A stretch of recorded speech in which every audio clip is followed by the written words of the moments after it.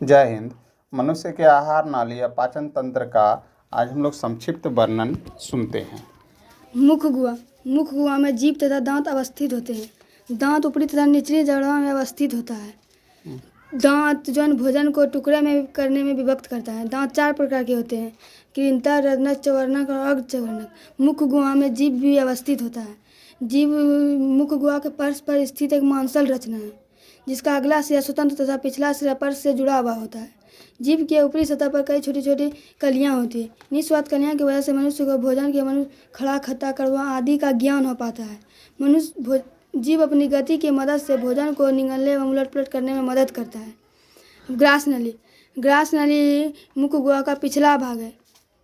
इसमें 2 छिद्र होते हैं: कंठ द्वार और निगल द्वार। निगल द्वार जो है ना, ग्रास नली के अगले भाग ग्रास नली में खुलता है, तथा कंठ द्वार जो ये श्वास नली में खुलता है। कंठ द्वार में एक पट्टी जैसी रचना होती है, जिसे एपिग्लोटिक्स कहते हैं। ये जब मनुष्य भोजन करता है तब यह कंठ को पट्टी जैसी रचना ढक देती है, जिससे भोजन जो है श्वास नली में नहीं जा पाता है। अब अमाशय चौड़ी थैली जैसी रचना है, जो उदर गुहा के बाईं ओर से शुरू होकर अनुप्रस्थ दिशा में फैला रहता है।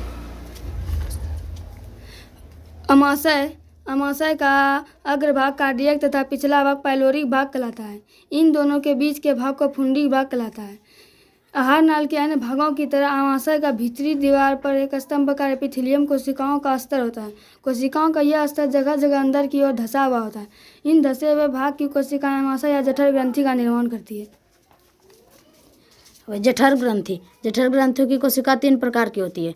पहला श्लेष्मा या म्यूकस कोशिका, दूसरा भित्तीय या अम्लजन कोशिका, तीसरा मुख या जैमोजिन कोशिका। इन तीनों प्रकार की कोशिका के स्राव का सम्मिलित रूप जठर रस कहलाता है। जठर रस में HCl म्यूकस तथा निष्क्रिय पेप्सिनोजन होता है। HCl अम्ल का स्राव अम्लजन कोशिका से होता है। HCl अम्लजन निष्क्रिय पेप्सिनोजन को सक्रिय पेप्सिनोजन नामक एंजाइम में बदल देता है। पेप्सिन भोजन के प्रोटीन पर कार्य करके उसे पेप्टोन में बदल देता है। HCl अम्ल जीवाणुनाशक की तरह भी कार्य करता है तथा भोजन के साथ आने वाले बैक्टीरिया को नष्ट कर देता है। छोटी आंत का आहार नल सबसे लंबा भाग है। यह बेलनाकार रचना है। आहार नल के इस भाग में पाचन की क्रिया पूर्ण होती है। मनुष्य में इसकी लंबाई 6 मीटर तथा चौड़ाई 2.5 सेंटीमीटर होती है। भिन्न भिन्न जंतुओं में छोटी आंत की लंबाई अलग अलग होती है। लंबाई सामान्यतः भोजन के प्रकार पर निर्भर करता है। जैसे शाकाहारी जंतुओं में छोटी आंत की लंबाई अधिक होती है ताकि सेल्यूलोज का पाचन ठीक से हो सके। मांसाहारी भोजन का पाचन अपेक्षाकृत सरल होता है, इसलिए मांसाहारी जंतुओं की छोटी आंत की लंबाई कम होती है। अब यकृत, यह शरीर की सबसे बड़ी ग्रंथि है, जिसका भार करीब 1.5 kg का होता है, जो उदर गुहा के ऊपरी दाहिने भाग अवस्थित है।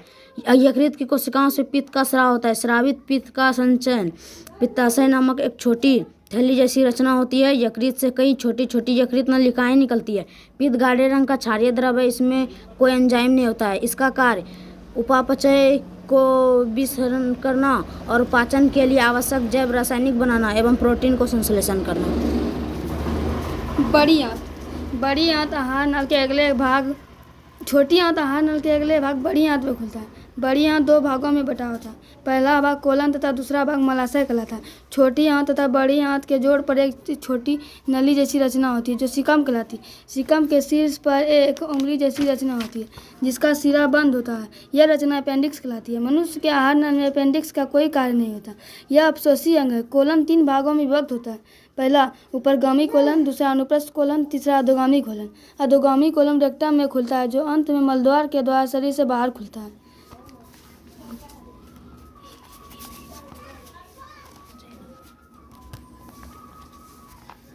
मनुष्य का शरीर असंख्य कोशिकाओं का बना होता है। कोशिकाओं का समूह मिलकर ऊतक का निर्माण करता है। ऊतक के समूह अंग और अंग से अंगतंत्र का निर्माण होता है।